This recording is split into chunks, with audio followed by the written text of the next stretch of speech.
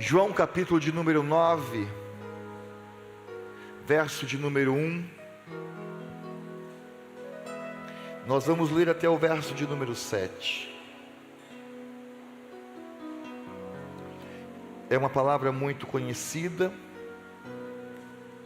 mas o Senhor quer nos tratar nesta noite através desta palavra. João capítulo de número 9, verso de número 1. Diz assim a palavra do Senhor. Se você não encontrou ainda, você olha aqui no telão. Senão vamos treinar mais Bíblia, para que a gente possa ser bom de endereços. Vamos ler, igreja? Diz assim a palavra do Senhor: enquanto Jesus caminhava, viu um homem cego de nascença.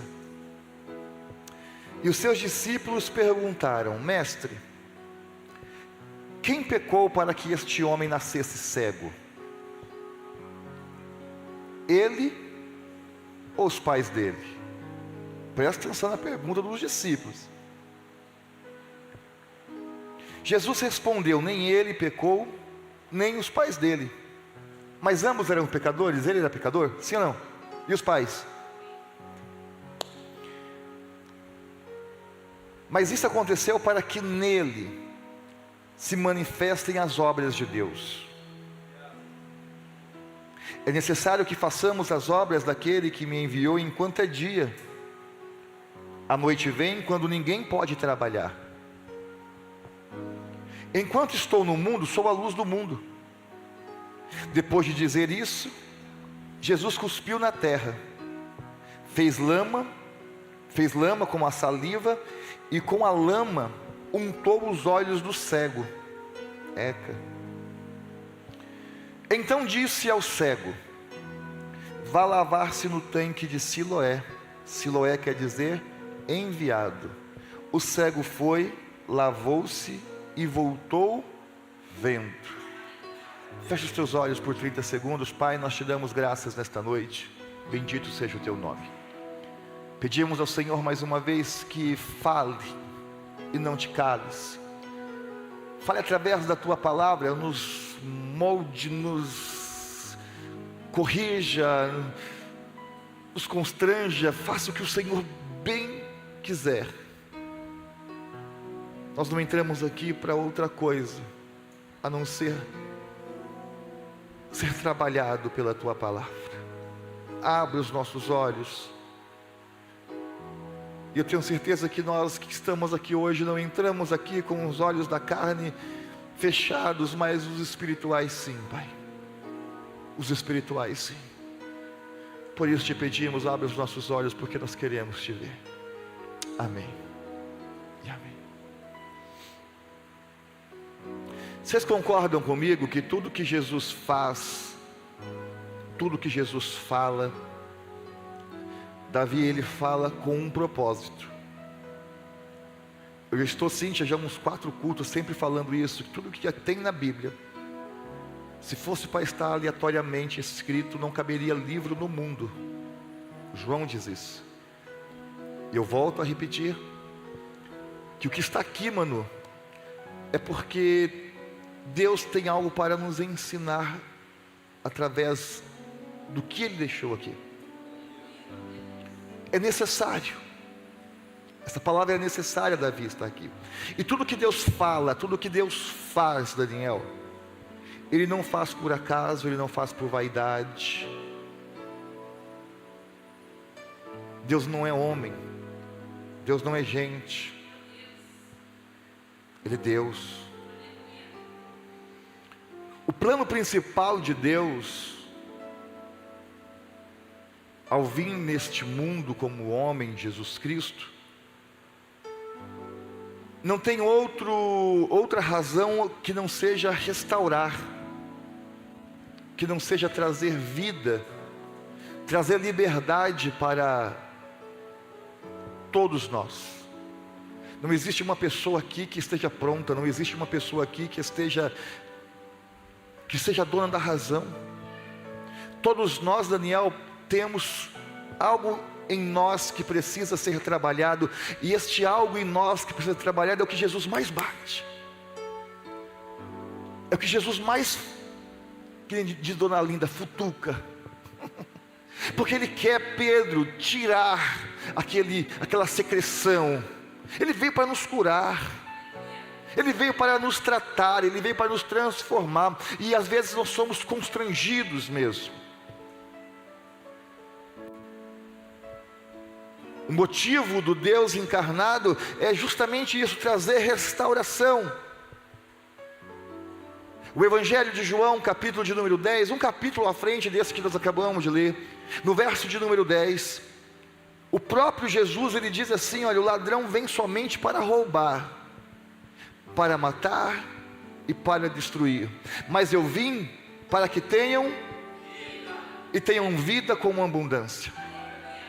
É tão famoso esse versículo, Ana, que não deixa dúvida que o que Jesus está dizendo é que enquanto o inimigo vem para matar, roubar, tirar você do propósito, tirar você do centro da vontade de Deus, Ele veio para nos dar vida, e não é qualquer vida, é vida com abundância, é vida com qualidade, é vida que nunca se acaba, Itamar. A gente tem a opção de ficar com um ladrão, e a gente tem a opção de ficar com a verdade. A gente tem a opção de ficar com aquele que mente, com aquele que dá tudo que a gente quer, que apoia todos os nossos pensamentos, ou nós temos a opção de ficar com aquele que nos constrange, com aquele que nos afronta, com aquele que quer nos ver sarado.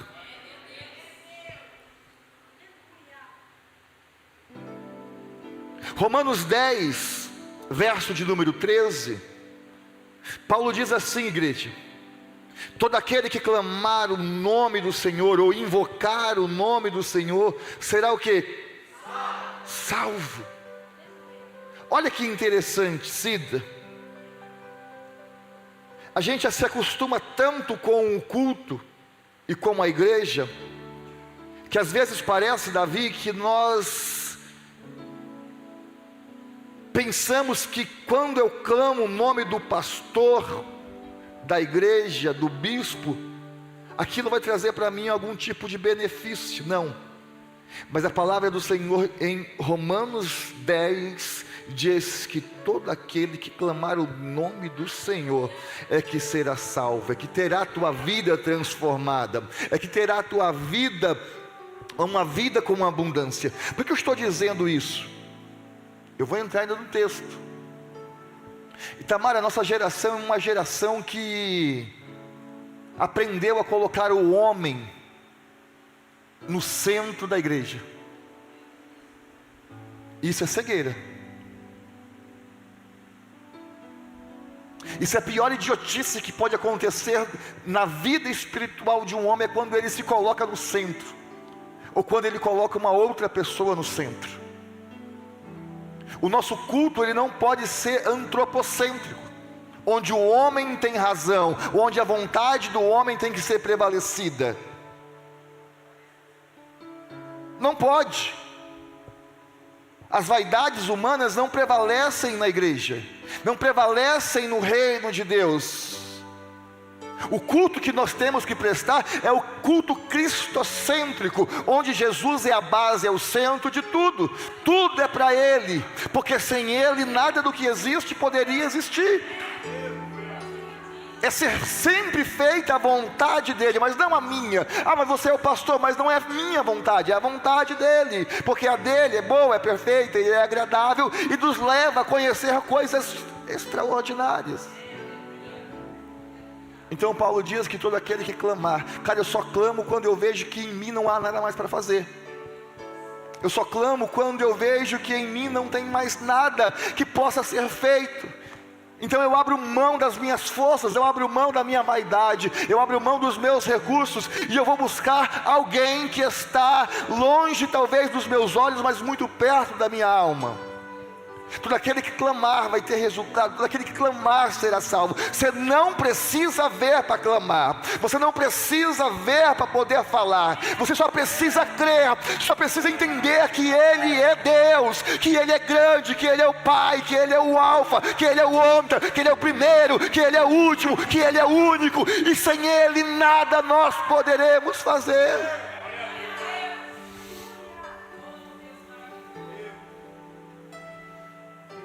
Pastor, é fácil, o Senhor é um homem de Deus. O líder, você é fácil porque você é uma pessoa de Deus. Irmãos, até quando a gente vai ficar com essa cegueira espiritual, achando que Deus tem filhos prediletos?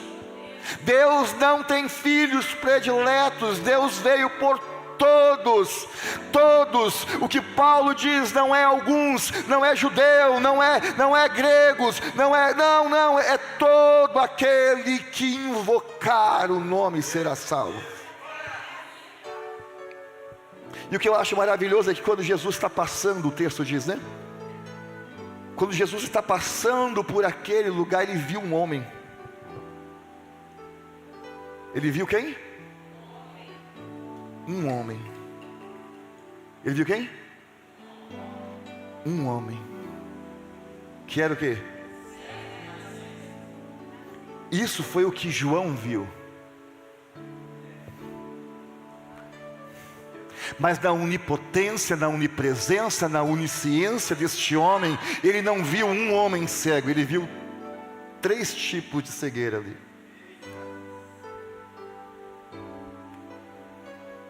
Jesus percebeu que aquele homem cego de nascença, William, não era o único cego naquele lugar. Só Jesus percebeu isso. João não percebeu, os discípulos não perceberam. Pergunta por que eles não perceberam? Não, pergunta! Porque eles também eram cegos. E dura coisa é quando um cego quer guiar o outro. Oh, Espírito Santo. Jesus conseguia enxergar, pastor Sulineudo, que ali naquela multidão não tinha só aquele homem cego, mas havia outros homens que também sofriam de uma cegueira. Mas o único que sofria de uma cegueira nos olhos era este homem de destaque no texto. Os outros eram uma cegueira espiritual. Porque a cegueira espiritual, pastor Nadir, ela nos impede de ver que Jesus é a única porta que nós temos que entrar. A cegueira espiritual, ela nos impede, nos impossibilita de ver que só em Jesus tem salvação. Por isso que ela roda um monte de religião, batendo num monte de porta, falando: aqui eu vou encontrar paz, aqui eu vou encontrar vida, aqui eu vou ter uma vida feliz. Não. Ele é a única via de acesso que pode te levar à salvação. A única. Quer ter paz na sua alma em um tempo tomado pela depressão e a tristeza? Ele diz que ele tem esta paz. E Paulo diz que não é uma paz qualquer, é uma paz que excede todo. É tipo assim, todo mundo está vendo o fogo fervendo, a tampa do bule saindo para cima por causa do fogo, por causa das borbulhas da vida. E todo mundo está falando: como é que a Priscila consegue ter paz? Como é que o Armando consegue ter paz? Como é que o pastor consegue ter paz? Cara, porque está em Cristo. E quem está em Cristo é uma nova criatura, consegue realmente ter paz no meio do fogo. É uma paz que excede o entendimento do mundo. Está entendendo? Agora entenda comigo o verso de número 1, verso de número 2. A Bíblia vai dizer que quando Jesus passa e vê aquele homem cego de nascença, que o texto mais para frente vai dizer que ele era mendigo também, embora tivesse pai. A primeira coisa que Jesus observa é a pergunta dos discípulos. Porque a pergunta dos discípulos mostra que eles também eram cegos. Posso falar? Como tem gente que serve, que prega, que nasceu na igreja, mas ainda não teve coragem de ouvir a voz de Jesus e ir em direção ao local que Jesus falou para ir. Por isso continua cego. Porque os discípulos falam o que, Tamara? Mestre, quem pecou? Foi o papai? Foi a mamãe dele? Porque não é possível este homem nascer cego. Eles fazem uma pergunta para Jesus, e é uma pergunta que hoje a gente está vendo que é um absurdo, mas muitas vezes a gente também pensa assim, que o sofrimento das pessoas está atribuído a alguma coisa. Às vezes também a gente está dentro da igreja e está falando, está acontecendo isso comigo porque eu joguei pedra na cruz. Eu me benzi com a mão esquerda, não é possível que tanta coisa. Mas a nossa cegueira é tanta que a gente não percebe que através do sofrimento que eu estou tendo neste presente momento, a glória de Deus será revelada. A glória de Deus, é para a glória de Deus, é para mostrar para o mundo que existe um Deus que ainda cura a depressão, existe um Deus que ainda abre madre, que existe um Deus que ainda faz coisas grandes na terra. Mas é mais fácil pela nossa cegueira, Pedro, a gente apontar para trás, apontar para o lado, apontar para os outros, mas não reconhecer que através da minha deficiência, Deus será louvado. A pergunta desses homens hoje mostra que este homem não era o único cego.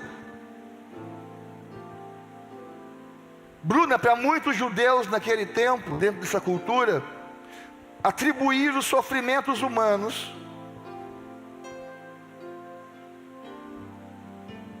a outras pessoas, ainda mais por conta da sua paternidade, era comum.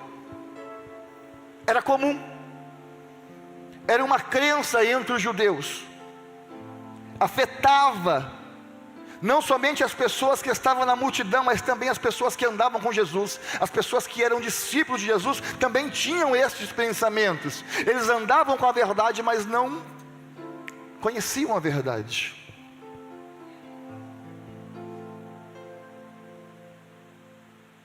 E dura coisa é quando a gente não conhece a verdade e ainda quer usar o texto bíblico fora de base para defender uma verdade. Porque os judeus eram homens que conheciam muito de Bíblia, sim ou não? Sim ou não? Sim. E eles usavam como base o quê?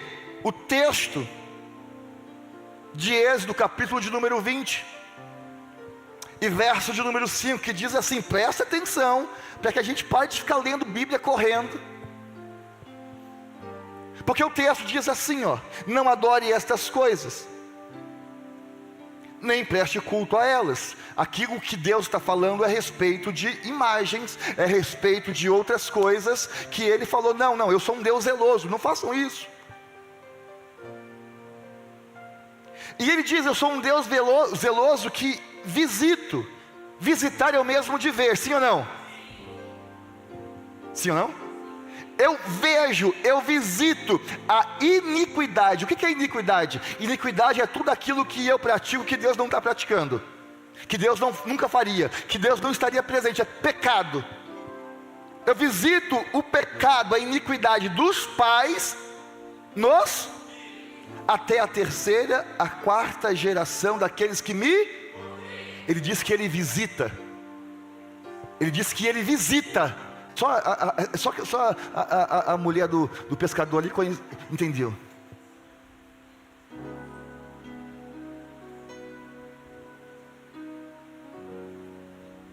Só que eles esqueceram de ver o verso seguinte. Qual que é o verso seguinte? Verso de número 6.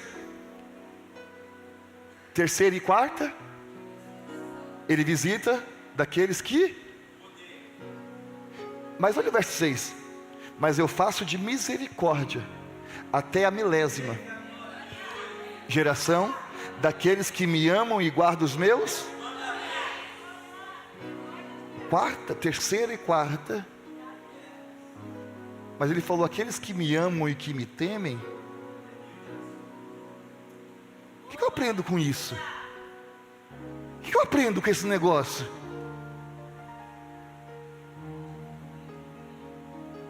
O que eu consigo enxergar? Porque o texto do Êxodo, capítulo de número 20, não está dizendo de forma alguma que os filhos inocentes vão pagar pelos pecados dos pais. Pastor, o que tem isso a ver com o culto? Não tem, porque muitas vezes a gente está preso nisso. ele visita até a terceira e a quarta geração. O texto diz claramente que ele vê as iniquidades daqueles que decidem viver os mesmos pecados do pais. Ele vê a terceira e a quarta geração daqueles que decidem tomar as mesmas decisões erradas dos pais. Isso é um perigo, porque se você não entender esse princípio, você vai começar a verbalizar que tudo que está acontecendo na tua vida hoje é porque você nasceu naquela família X ou Y, que passou de geração para geração e hoje atormenta a tua vida. Risca isso, esquece isso, porque isso não é verdade. Ele vê as iniquidades dos pais nos filhos. Isso quer dizer o quê? Não é porque o meu pai é um bebum que eu vou ser também. Não é porque a minha mãe e o meu pai não zelaram pelo matrimônio que o meu casamento vai ser uma tragédia também.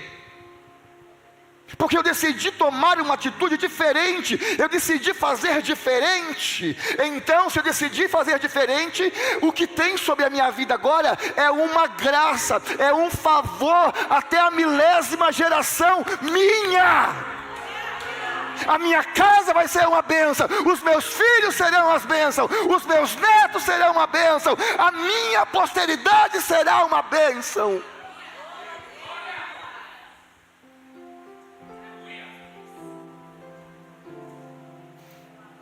Você pode dizer assim: a graça de Deus é maior do que a sua justiça.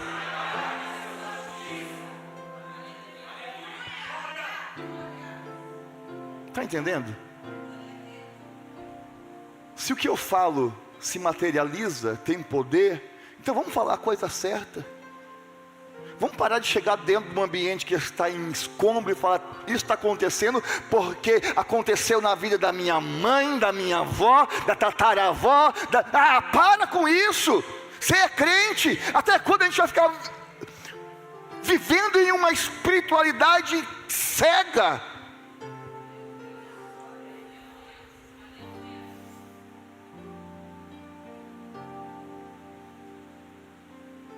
Porque tem gente que entra no meu gabinete e fala: pastor, olha por mim porque eu sofro uma maldição hereditária. Passou para o meu pai, passou para minha avó, passou para... E olha, pastor, é só o sangue de Jesus. Aí eu tenho que falar esse texto, mas Deus falou que Ele abençoa até a 1000ª geração daqueles que o temem. Eu falei: só existe uma coisa que pode acontecer na tua vida se você seguir os mesmos passos do teu pai, os mesmos pecados da sua avó. Porque se você não seguir os mesmos passos, acabou ali em você. Vou falar de novo. Eu vou falar com essas palavras porque eu sei que você agora vai receber. Eu venho como um homem de Deus te dizer que esta geração que é a sua parou toda o tipo de abertura que Satanás tinha para poder fazer bagunça. Acabou em você, não vai se espalhar mais para a tua descendência. Parou em você. Por quê, pastor? Porque eu sou bonito? Não, porque você resolveu temer a Deus, você resolveu aceitar Jesus, você resolveu andar na verdade. Acabou. Acabou. Já que a palavra tem um poder, vamos dar um grito bem alto assim: acabou. E cada um sabe o que disse que acabou. Cada um aqui sabe o que disse que acabou. Acabou. Acabou. Não tem maldição, Pedro, para quem tem vida com Jesus. Pastor, mas que conveniência. Não. Ele disse que Ele veio para dar vida e vida com abundância. Ele disse que nós somos mais do que... Ele levou sobre Ele tudo que maldito havia em nós. Você acredita nisso? Ah, pastor, o senhor está falando aí, mas eu nasci assim, vou morrer assim, acreditando assim. Tá bom, eu vou te dar a Bíblia mais um pouquinho. Abre comigo em Jeremias 31, 29. Porque às vezes quando a gente fala, palavras se perdem. Mas quando você prova na Bíblia, não tem como, né? Né, minha irmã? Provou na Bíblia, não tem mais jeito, né, mané? Você vai ler para mim. Vê se esse óculos está funcionando. Lá. Naqueles dias já não dirão: os pais comeram uvas verdes, e os dentes dos filhos é que se embotaram. Lê de novo. Estava tomando água. Naqueles dias já não dirão: os pais comeram uvas verdes, e os dentes dos filhos é que se embotaram. Se o texto está dizendo que naquele dia já não dirão, isso quer dizer que não era Deus que disse. Era alguém sem noção dizendo. E está falando, naqueles dias essa papagaiada vai acabar. Porque dentro da cultura judaica tinha essa papagaiada. O pai faz, os filhos. E aí o texto de Jeremias vem dizendo, Pedro, naqueles dias, isso vai acabar. Que dia? Nos nossos dias. Nos dias da graça. Nos dias do favor, nos dias da cruz, nos dias em que Cristo veio libertar, no dia em que Jesus Cristo veio trazer aquele sermão dizendo, eu estou ungido pelo Espírito, para quê? Para dar vida aos cegos. Ele não está falando de cegueira física, está falando daqueles que não enxergavam nada espiritualmente. Nos nossos dias ninguém mais diz isso. Ele está entendendo? Nos nossos dias ninguém atribui mais o pecado de ontem, o resultado de hoje. Não. O que comeu uva verde vai ficar com os dentes.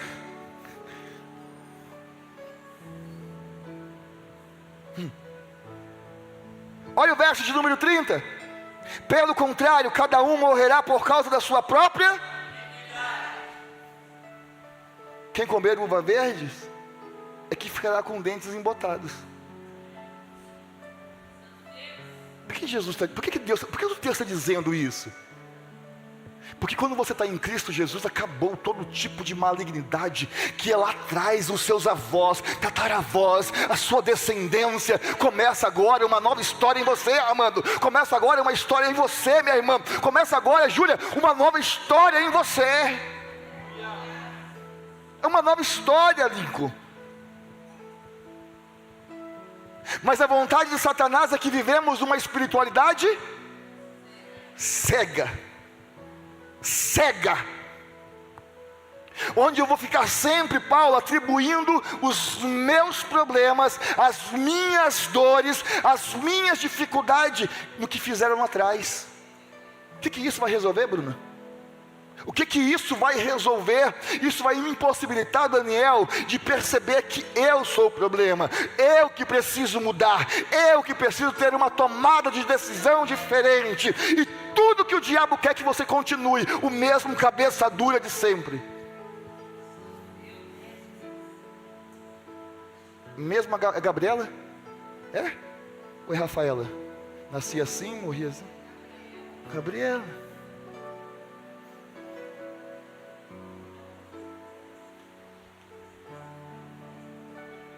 A pergunta dos discípulos a Jesus, vocês estão entendendo? Morro de medo de duas coisas. Pergunta qual? Que vocês não entendam nada e eu fiquei me sentindo sozinho.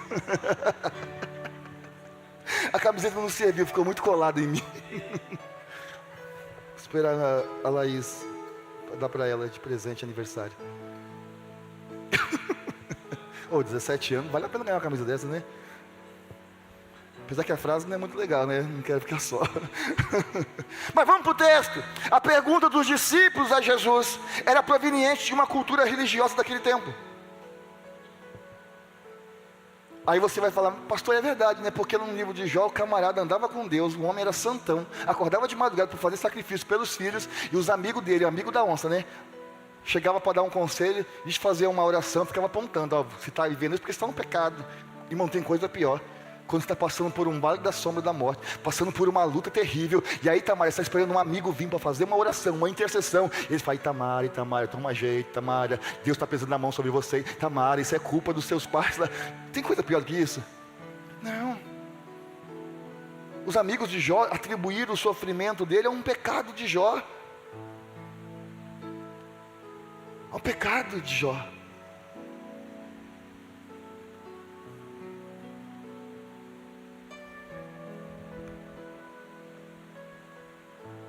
Eu digo, Michele, que se fosse depender da vontade de Satanás, a gente não teria nascido com problema. Porque Jesus falou, no mundo tereis. Se fosse da vontade de Satanás, a gente teria nascido morto. Sem tempo para poder abrir os nossos olhos espirituais e correr para os pés de Jesus. É que ele não teve esse poder, ele não tem esse poder de nos matar no ventre. Porque a graça é maior, o favor é maior. Oh Espírito Santo de Deus, a vontade de Satanás é que a gente nasça morto, mas a vontade de Cristo é que a gente nasça vivo, cheio de problemas, porque os nossos problemas vai levar Deus a ser glorificado. As pessoas vão olhar para você e vão dizer, como é que pode estar passando por... Olha a história, tinha tudo para dar errado, mas está dando tudo certo. Quem está sendo glorificado? Deus. O nosso Deus é um Deus misericordioso.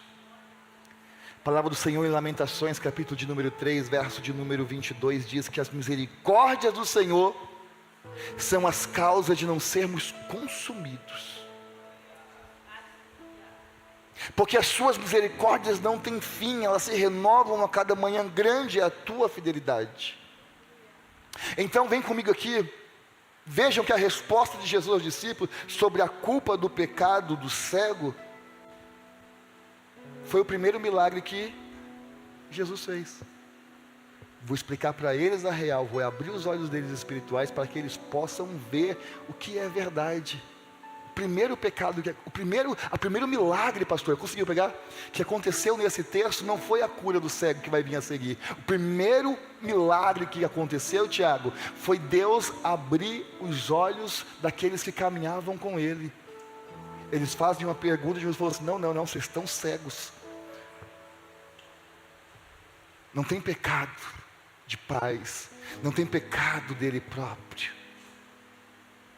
É para a glória de Deus. É para a glória de Deus. Por que Jesus disse isso, meus irmãos? No verso 3.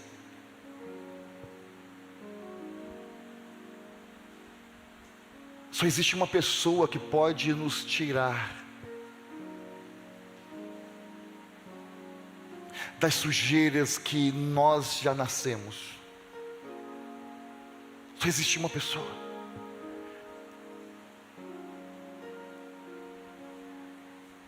Jesus estava dizendo, os nossos sofrimentos, os nossos problemas são apenas uma porta da via qual Jesus vai encontrar espaço para entrar. Eu ainda não conheci uma pessoa que entrou pela igreja dizendo, não tinha o que fazer lá fora. Estava feliz demais, vim aqui um pouquinho ter problema na igreja. Não. A porta que nos leva até Jesus Cristo são os problemas. São as nossas lutas. São as nossas lutas. O fato, Michele, de nós vimos buscar a Jesus é porque alguma coisa lá atrás deu errado. Deu errado, Rogério. E aí Jesus vem e traz restauração. Jesus vem e começa a abrir a nossa mente, a abrir os nossos olhos. A gente começa a ver coisas que a gente nunca imaginava ver. A gente começa a viver coisas que a gente nunca imaginava viver. E tudo isso vai glorificando o nome de Deus. É a libertação da tua família, é a tua própria libertação, porque primeiro Deus trabalha em você, para depois trabalhar através de você. E em tudo isso você vai percebendo que Deus vai sendo louvado, Deus vai sendo glorificado aonde você passa. Alguém olha para você, conhece a tua história e diz, cara, olha o que Deus fez na vida desta pessoa. Aí o verso 6 diz que depois que Jesus disse tudo isso,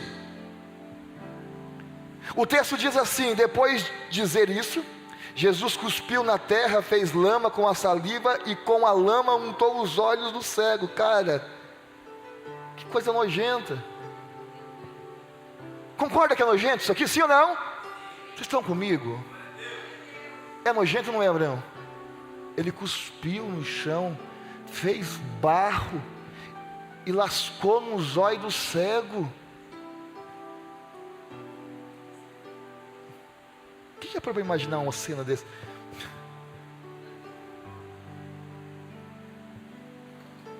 Eu disse no início que tudo que Deus faz e fala não faz por acaso, sim ou não? Na perspectiva humana, o que Jesus estava fazendo aqui era para curar o cego, sim ou não? Mas na verdade não era para curar o cego.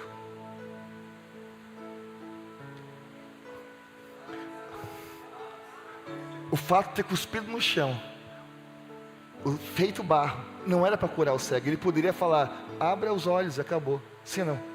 Mas por que ele cuspiu no chão? Fez barro e lascou nos olhos do próprio cego? Você lê a Bíblia assim perguntando? Porque tinha mais gente cega naquele lugar. Tinha uma classe religiosa cega naquele lugar, chamada de fariseu. Jesus falou, eu preciso fazer barro, eu preciso fazer lama, porque tem uma classe que vem na sinagoga, que usa a palavra de Deus, mas que não entendeu que o sábado não é para o homem, que o homem não é para o sábado é para o homem. Tem uma classe de religioso que vem na casa de Deus, que ainda não compreendeu que a cultura vale mais, não vale mais do que a palavra de Deus. Por que está dizendo, pastor? Porque a cultura dizia o quê? Que durante o sábado não poderia fazer nenhum tipo de massa, nenhum tipo de obra, nenhum tipo de lodo. Os caras eram tão cegos espiritualmente, Rose, que eles pegavam a água, colocavam para o animal beber água no sábado, e a comida normalmente ela era misturada na água. Mas como era sábado, eles não misturavam, eles pegavam a água, jogava a comida por cima, e o animal tinha que comer aquela coisa sem misturar. Sabe por quê? Para não fazer massa, para não fazer o lodo. Aí Jesus fala, como é que eu vou trabalhar? Porque eu amo também fariseu. Porque todo aquele que clamar será salvo. Não é só o crente, não é só o sim, não é todo aquele. E Jesus falou, como é que eu vou fazer para poder curar? Porque eles não deixam eu colocar a mão neles. Então eu preciso fazer o quê? Barro. E eu preciso mostrar para eles que o Deus que lá em Gênesis 2 fez barro e formou o homem, também é o mesmo Deus que hoje está aqui como homem, para salvar, para fazer o olho deste homem cego de nascença, que nasceu faltando alguma coisa, e eu vou reconstruir no sábado fazendo o barro.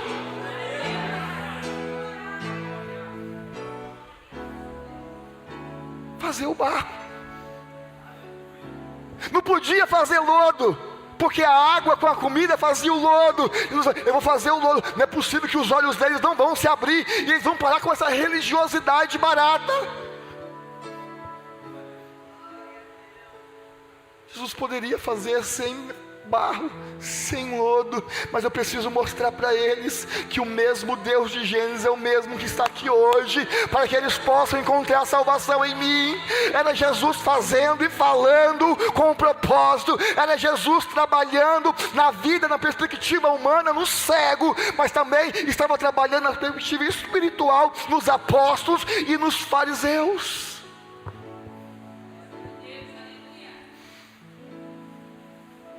Ah, pastor, Jesus afrontava os fariseus. Não, Jesus queria consertar os fariseus. Jesus queria colocar eles no caminho, porque eles andavam na vaidade deles, nos pensamentos dele. E aí Jesus afrontava. Mas a intenção de Jesus era trazer vista a eles, visão espiritual a eles. Porque se tem uma coisa, igreja, eu estou terminando, que Jesus não quer, que Deus não quer, é ver a sua igreja, é ver a sua obra sendo tocada por líderes, por pastores, por pessoas que sejam cegas espiritualmente, que não conseguem enxergar nada espiritual. Jesus não quer isso. Ele não quer. Um povo, pastora, que ao invés de ensinar o caminho da salvação, irmãos, olha para mim, nós somos modelo. O que é modelo? Alguém que é referência, digno de ser seguido, digno de ser seguido. Em Mateus, Fernanda, capítulo 23, verso de número 13, Parece soar como uma ofensa para os fariseus, mas não, mas Jesus diz assim: ai de vocês, escribas, fariseus hipócritas, porque vocês estão fechando o reino de Deus. Vocês são um modelo, mas as suas atitudes infantis e irresponsáveis, religiosas, estão fechando o reino de Deus, fechando o reino dos céus. Para quem?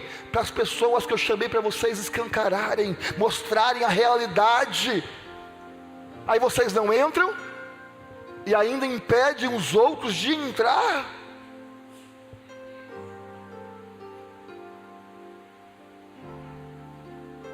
Essa cura realizou que dia? Na sexta?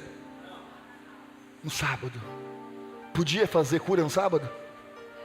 Podia fazer massa no sábado? Podia fazer lodo no sábado? Ou seja, pastorzão, os caras que tinham que trabalhar para as pessoas não aceitavam que no sábado as pessoas fossem tratadas. É uma cegueira espiritual, sim ou não? Sim ou não?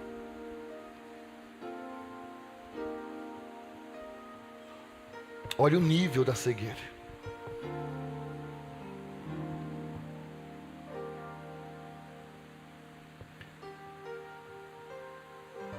Tem um texto em Mateus 11, que Jesus diz assim: vinde a mim todos que estão cansados e sobrecarregados, que eu vos darei descanso. Cara, eu amo esse texto, porque Jesus está dizendo assim: eu sou o sábado,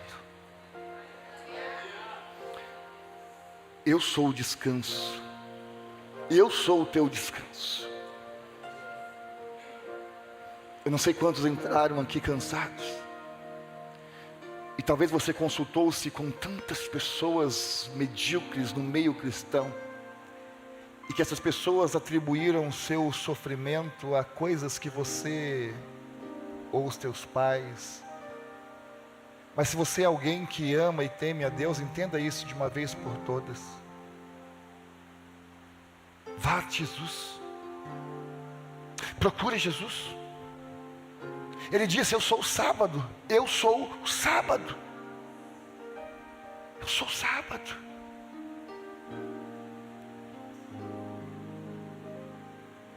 Gente, eu amo a palavra de Deus, porque a palavra de Deus, ela sempre vem com a intenção de abrir os nossos olhos espirituais. Jesus, ele queria deixar claro para esta geração, a qual estava ali ao lado dele, aquela geração, que ele era o sábado que havia vindo para beneficiar os homens.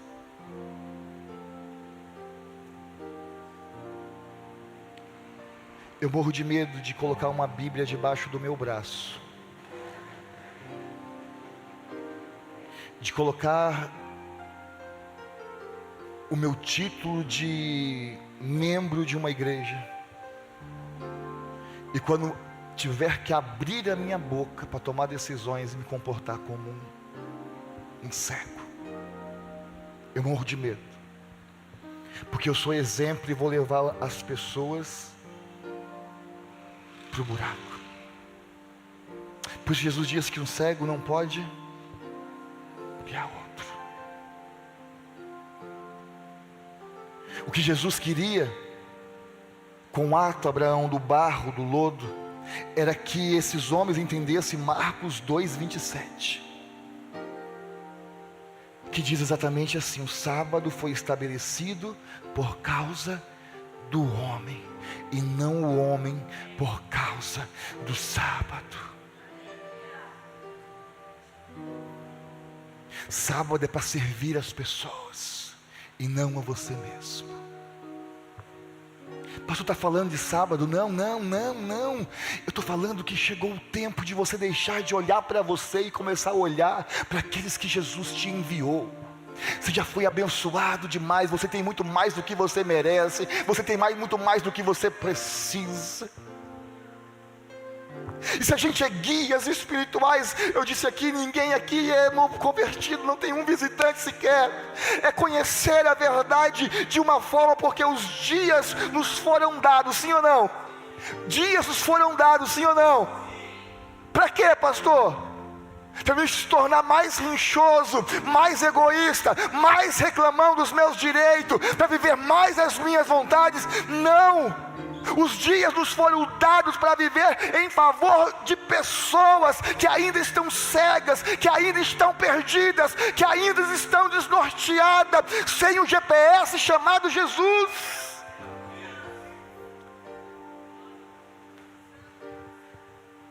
Os dias nos foram dados.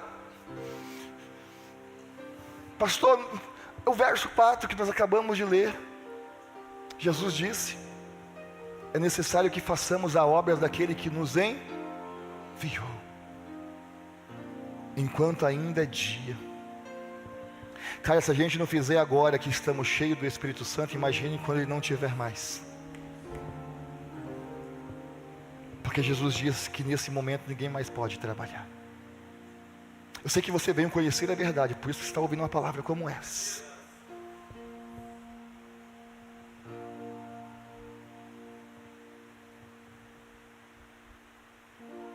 Quando Jesus disse: Rose, vocês são a luz e o sal do mundo.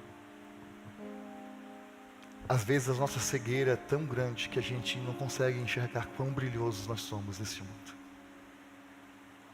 Quão capaz de temperar essa terra, este mundo tomado pela escuridão.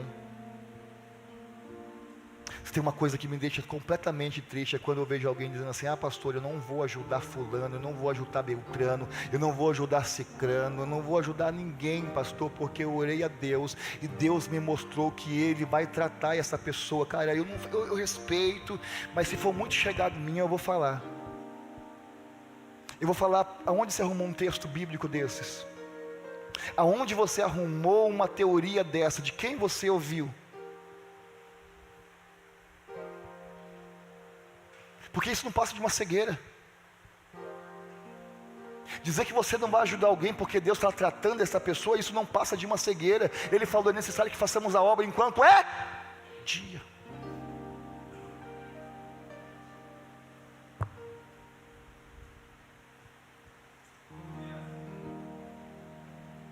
Deus trata na carne ou trata na alma? Conhecereis a verdade na carne ou na alma? Na alma. E se é na alma, é particular com cada um. Quando Deus está tratando, ninguém está vendo. Quando Deus está tratando, ninguém está vendo, a não ser essa pessoa própria. É no secreto, é no tete a tete com Ele.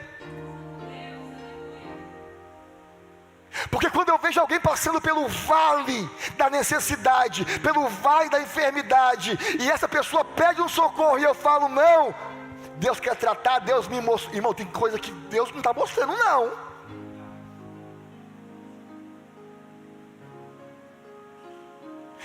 Eu estou mostrando que eu sou um guia cego.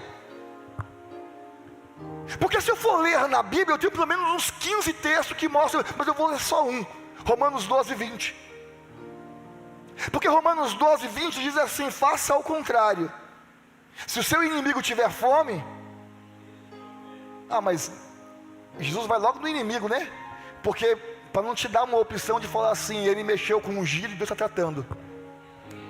Porque é uma papagaiada besta. Mexeu com um giro, Deus está tratando. Não... Mas eu falei: faça ao contrário. Se o teu inimigo tiver com fome, você vai dar comida para ele. Porque a alma dele trata eu. O comportamento dele irresponsável trata eu. Você faz a tua parte. Se tiver com sede, beber.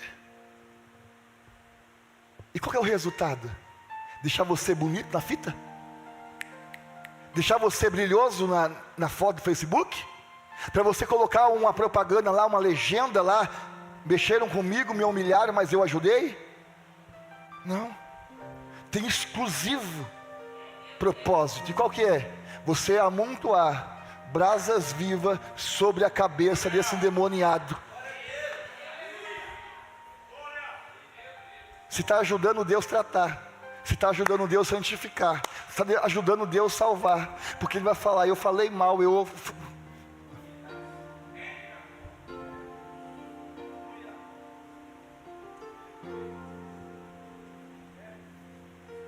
O mundo fala, ame quem te ama, ajuda quem te ajuda.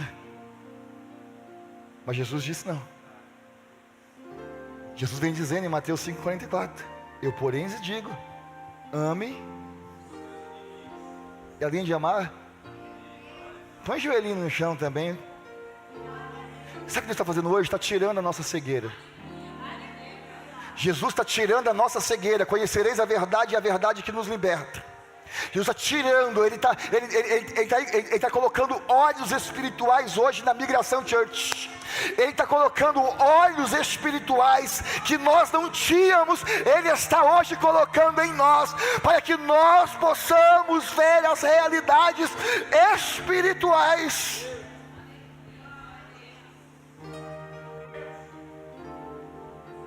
Não é ser espiritualmente maduro passar por alguém que não gosta de você e não saudar com a paz do Senhor.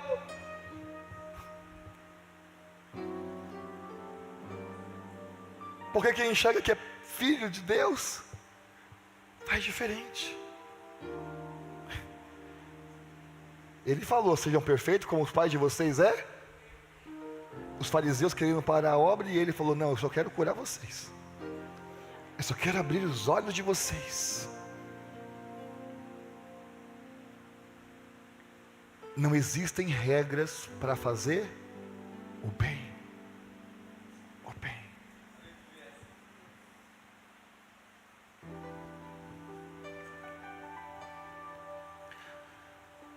Pastor, por que será que a gente faz que nem Paulo?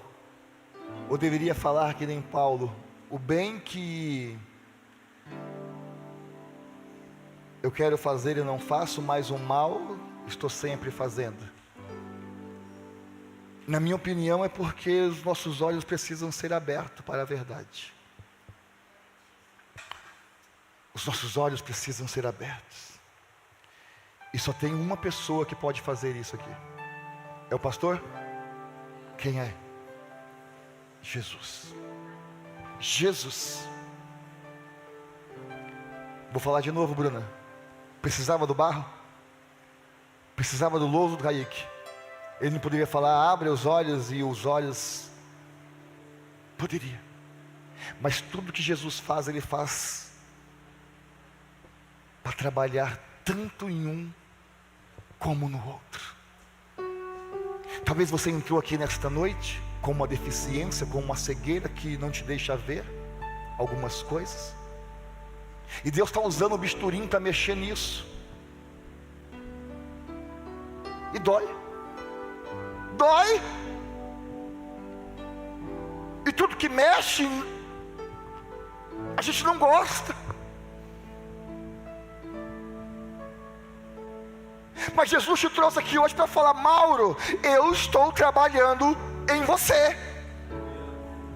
Porque eu quero que você enxergue como eu enxergo, que você entenda as coisas espirituais como eu entendo. Sabe qual foi o milagre na vida do cego? Não foi o barro. Porque o texto diz, meu pastor, você que é um bom exegeta da palavra de Deus, que quando Jesus passou o barro nos olhos daquele cego, não diz que os olhos se abriram. Jesus fez um charme para mostrar para os fariseus religiosos cegos que Ele era o mesmo Deus de Gênesis 2. O texto diz que quando Jesus passou o barro, ele teve que falar para o cego, ó, vai até o tanque, vai até o enviado. Agora aquele cego, cara, ele foi vendo, eu não sei como, mas ele foi mesmo sem enxergar. Ele ouviu a voz de Deus e foi sem enxergar. Mas o texto diz que ele foi cego e voltou. Estou sozinho. Vou falar de novo, ele foi cego, mas voltou enxergando. A gente vai cantar, a gente vai embora, porque você quer ir embora, tá? Eu entendo. Joaquim, é 30 anos no evangelho, entrando cego e saindo cego. Pastor, é 30 anos no evangelho, entrando cego e saindo mais cego, porque simplesmente não consegue tomar a direção a qual Jesus mandou. O barro não trouxe vista para aquele homem. O que trouxe vista para aquele homem é quando a Bíblia diz que Jesus virou para ele e disse: agora você vai e faz o que eu estou te mandando. Não haverá transformação, não haverá cura, não haverá avivamento, não haverá troca e transformação de caráter a partir...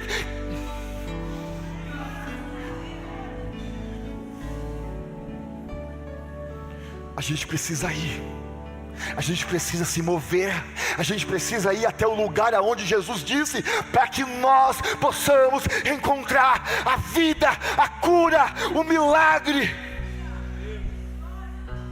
Porque tem coisa que Deus faz. Pergunta: o que é que Deus faz, pastor? Ele lança a palavra, o resto é com você, o resto é comigo. Eu não sei como essa palavra entrou no teu coração, mas a palavra do Senhor diz em Mateus que enquanto a palavra está sendo semeada, alguns pisam na palavra. Eu tenho certeza que esses que pisam na palavra vai sair daqui mais endemoniado ainda, mais cego ainda, mais triste ainda, mais afrontado ainda. Mas aqueles que deixam cair, mesmo que seja entre pedras e espinhos. Por que, pastor? Mesmo sendo pedras e espinho, porque a palavra de Deus é tão poderosa que quando cai em pedra e espinho ainda dá alguma coisa.